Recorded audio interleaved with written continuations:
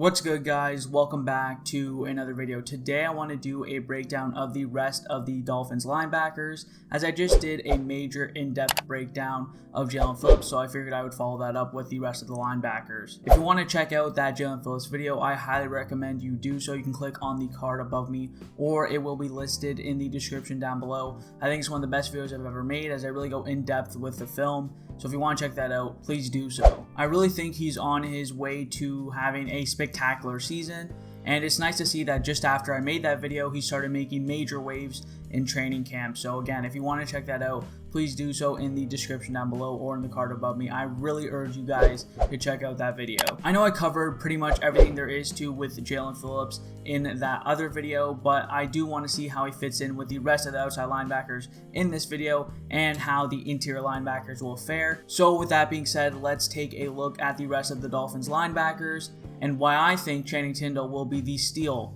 of the 2022 NFL Draft. Because I already covered Jaelan Phillips, I think it just makes sense to round out the outside linebackers, so we'll start with them. Let's start with the newest addition to that group in Melvin Ingram. Melvin Ingram is a savvy veteran pass rusher who has a vintage spin move and was with the Chargers, whether they were in San Diego or Los Angeles, for the better part of 9 years from 2012 until 2020, where he had two 10-sack seasons and in about 96 starts had 49 sacks in total. After that, in 2021, he signed with the Pittsburgh Steelers, where he started one game and just had 1 sack, 2 tackles for loss, 6 quarterback hits, and 5 hurries. Then he requested a trade at last year's trade deadline and was dealt to the Kansas City Chiefs for a 6th round pick.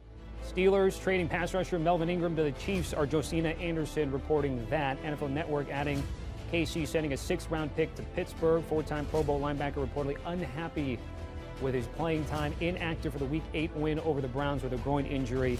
And he signed that 1-year deal with the Steelers back over the summer, where he actually started 7 games, put up 1 sack, 2 tackles for loss, 5 quarterback hits, and 6 hurries. In this past offseason, he wasn't extended by the Kansas City Chiefs and headed into unrestricted free agency, where he was finally signed by the Miami Dolphins for a 1-year, $4 million contract. He's a guy who should provide value on and off the field with 10 years of NFL experience under him, and it's already been mentioned how he has been mentoring Jaelan Phillips during Miami Dolphins training camp. Are you willing to share the spin move with him, or is that top secret? No, I share everything.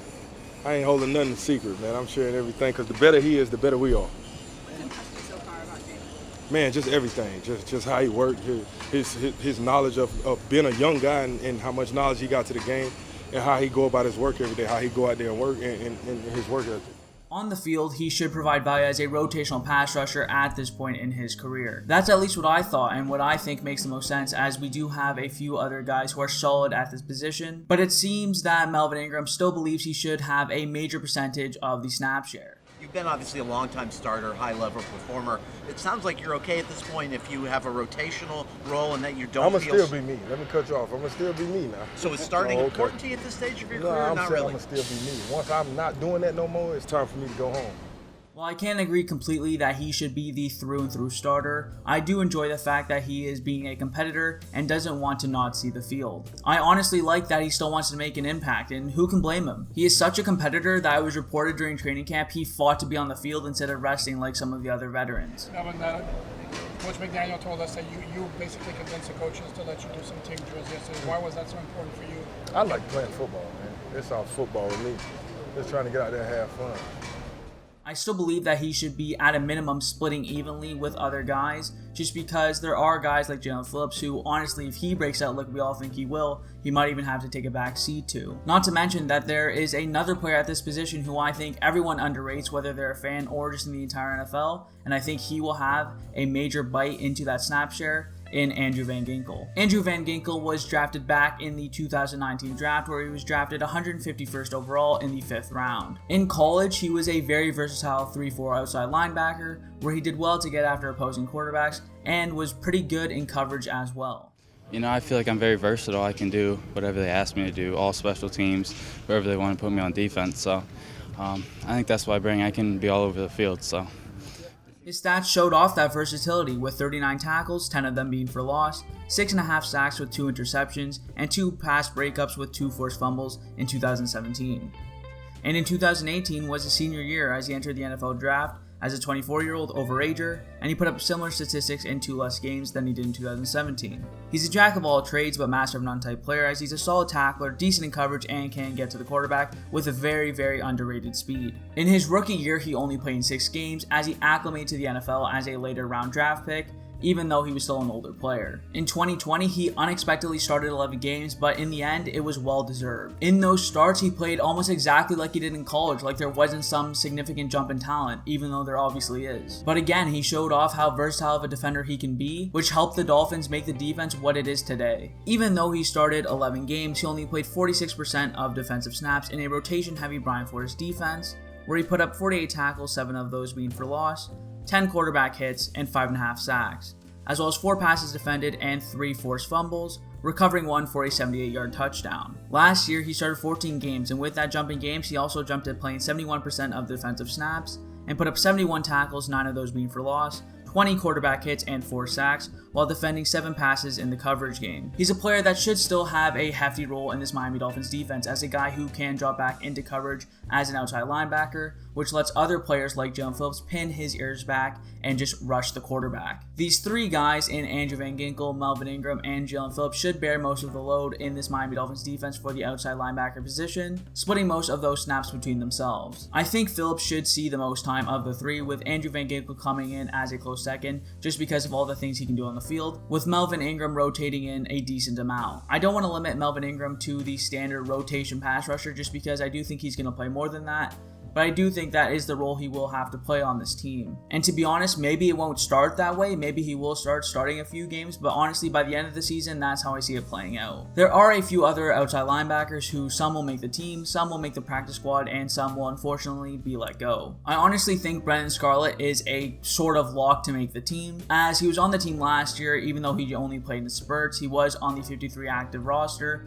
and while he didn't play that often, there were a couple noticeable plays. The other reason Brennan Scarlett is almost a lock to me, which is weird to say about a backup outside linebacker, is just because the rest of the guys in the depth of this position seem to be practice squad type players. The only other player at this position with at least a solid chance to make the team, at least in my opinion, is our most recent 7th round draft pick in Cameron Goode. Like I said, Cameron Goode was drafted in the 7th round of this past year's draft, where he was drafted with the 3rd pick in that round. As a 3-4 outside linebacker at California, he showed off his motor and how he could use that effort to disrupt offenses. His size and strength isn't exciting or exponential, as he's just 6'3", 240 pounds for the position, but he does have enough size and strength to translate to the NFL and be a solid special teamer at a minimum, and could translate into being a solid backup. To me, he's obviously guaranteed to make the practice squad as a draft pick for the Miami Dolphins, but I do think it's possible, not probable, that he does make the 53-man roster if he plays well in camp and during the preseason games, especially considering the lack of backups at this position. Let's talk about a couple of those guys, as now we have a bunch of primarily practice squad players. Let's start with the best player in this group, in Darius Hodge. After the 2021 NFL Draft, the Cincinnati Bengals picked up Darius Hodge as an undrafted free agent,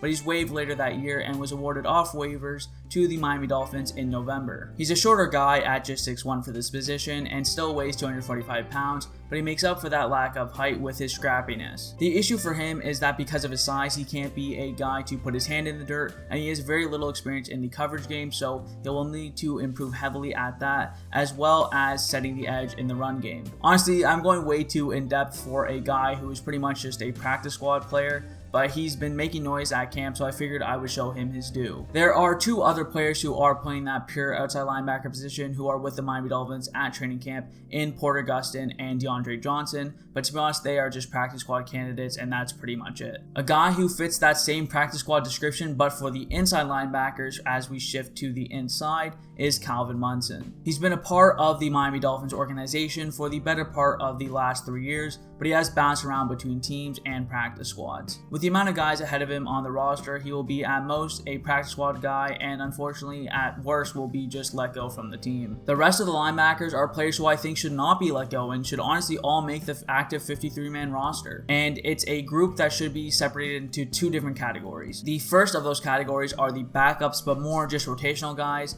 in Sam Eguavoen and Duke Riley. They're both guys who, while at most they are just rotational players, provide exponential value when they're on the field. I know what you're thinking, you're saying this about Sam Eguavoen. After putting up 4 sacks in a preseason game against the Falcons last year, there was a lot of hype about him, and he did end up making the active roster. And when he was on the field, primarily during those all-out blitz plays, he was actually very capable in that role. He's a guy who provides value as a rusher, as a linebacker, whether it's on the inside or the outside, which is so valuable in a defense that relies so much on the blitz, and a blitz that relies on not knowing where the blitz is coming from. Not to mention he is a fantastic special teamer, so that's another plus for him to make the team. Duke Riley was also very impactful, whether it was on the defensive side of the ball or during special teams. While he didn't see the field a ton when he was playing defense, he was very efficient and effective. A stat that really shows off that efficiency is that he had 7 quarterback pressures on 35 pass rushing reps, as well as 9 rush stops on 74 rundown snaps, as well as a completion percentage of 54.5%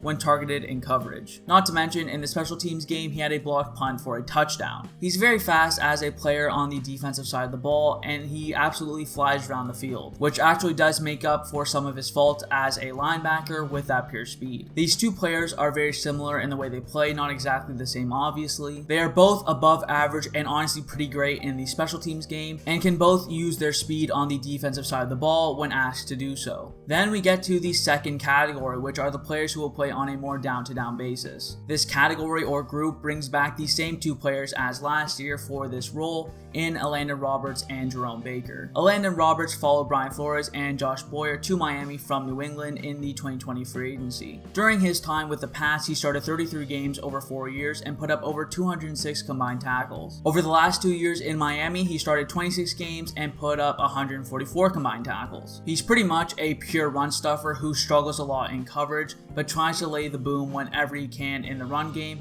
sometimes to the detriment of the team. Right now, he will be the starter to start the year, but if he was on a team with better players at this position, I do think he's better fit as a rotational guy for coming in for those rushing downs, at least in this point of his career. On the other hand, Jerome Baker is a guy who does a little bit of everything. He's a guy who is used as both a inside and outside linebacker, and while he thrives more in a Sam strong side linebacker role, he still is pretty good as an interior backer. While he's not an ideal perfect scheme fit for the inside, he's still pretty decent in that role as he's a very secure tackler, very good when defending in space, is very good at pass rushing especially for the position, and honestly uses his above average foot speed to keep up with running backs out of the backfield. While he does struggle to get off blocks and shed them to make stops at or behind the line of scrimmage, and has his troubles in man-to-man coverage, he's still a very solid player at the position, and when he can get his hands on an opposing ball carrier, he will bring them down. He has led the Miami Dolphins in tackles since 2019, and has been the quarterback of the defense as a Mike linebacker,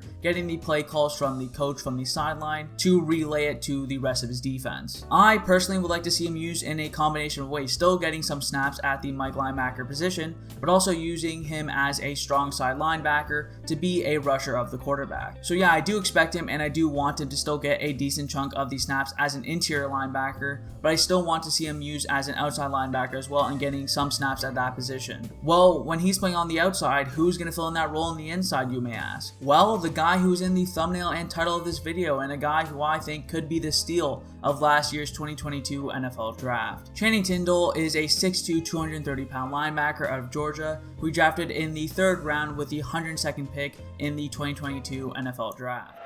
With the 102nd pick in the 2022 NFL Draft, the Miami Dolphins select Channing Tindall, linebacker, Georgia. He's an inside linebacker that absolutely flies around the field from sideline to sideline, making some impressive tackles. He played in 38 games over 4 years at Georgia, putting up 108 tackles, 16 of them being for a loss, and had 12 sacks.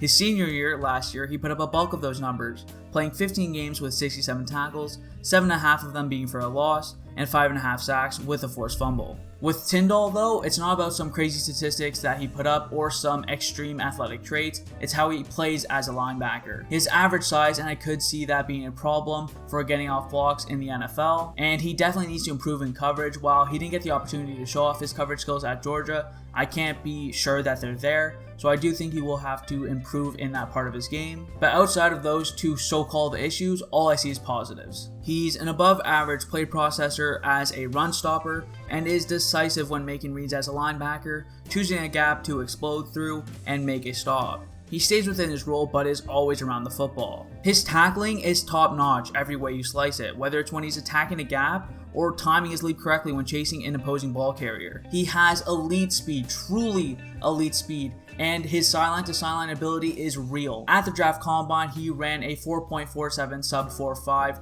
40-yard dash, which is pretty darn quick, especially when you compare it to a guy like Lynn Bowden, who I think we can all agree is pretty quick on the field, and he pretty much ran the exact same number at 4.46 when he ran the 40-yard dash at his NFL combine. With that speed, he's fantastic in space and is awesome to see when playing downhill. I'll say it again, he absolutely flies around the field. His closing speed is ridiculous, and his explosiveness when moving into a tackle is violent. He plays with a tenacity and physicality that you don't see other players at his position play, and honestly a tenacity and physicality that I didn't see a lot of other linebackers in this draft play with. He's also great as a blitzer, and I can see him being used so many ways in our blitz-heavy defense. I can see him being used on the inside as a Mike linebacker, as a run stopper, or as a quarterback spy against guys like Josh Allen and Lamar Jackson. Both are guys who we will end up playing this year. I can also see him being used as an outside linebacker, probably more of a will in this instance, so he can just use that blitzing and that elite speed of his to try and pressure quarterbacks. He should be used everywhere and anywhere, and honestly I can see him making an impact as soon as this year. At the very beginning of the season, he will probably predominantly be a special teams player and just get a few snaps here and there in specific situations, but as the season goes along, and if he develops correctly and develops enough, I can see him snagging that starting spot from a guy like Elandon Roberts.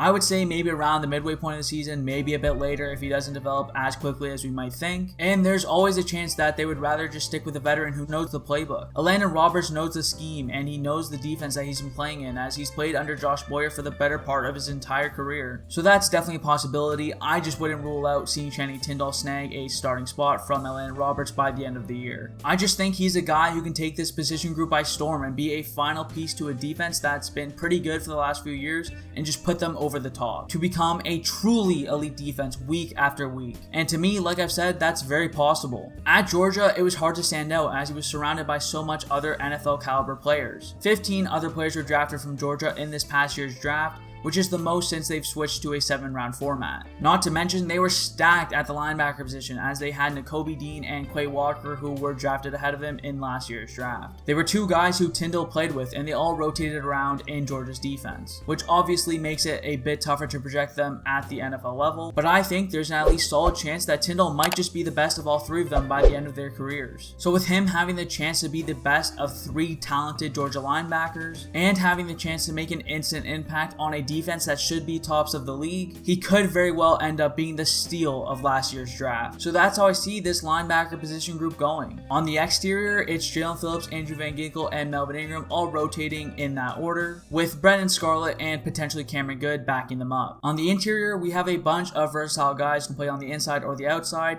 like Duke Riley and Sam eguavoen, who will be the rotation guys for starters like Elandon Roberts and Jerome Baker, with Channing Tindall being the final piece of this Miami Dolphins defensive puzzle. Again, I didn't talk much about Jaelan Phillips and how he plays in this video because I did just do a major in-depth film breakdown in my last video, so please do check that out if you want to know my opinion on him, how he is as a player, how he should progress as a player, and what I think he could be going forward. So with that being said, thanks for watching.